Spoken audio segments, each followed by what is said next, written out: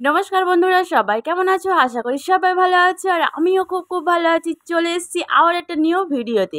তো চলো আজকের ভিডিওটা একটু অন্যরকম। আজকে আমি বানাবো তেলেপিঠে, আর সেই ভিডিওটাই কিন্তু তোমাদের সাথে শেয়ার করব।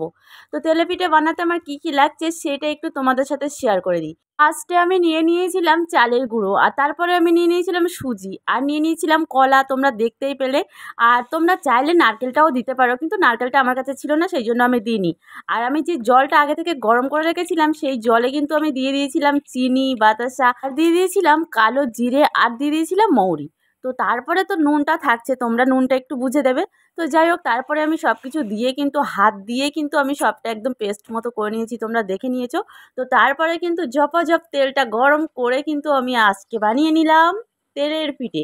তো চলো, বৃষ্টি বৃষ্টি ওয়েদারে কিন্তু তেলের পিঠে খেতে দারুণ লাগে, তো সেই জন্য আকাশটা মেঘলা মেঘলা ভাবলাম পিঠেটা করা যাক।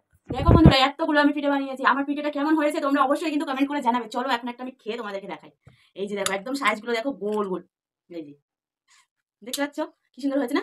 আর দেখো একদম পুরো তুলতুলে তুলতুলে পিঠে। এই যে দেখো, খেতে কিন্তু দারুণ লাগবে।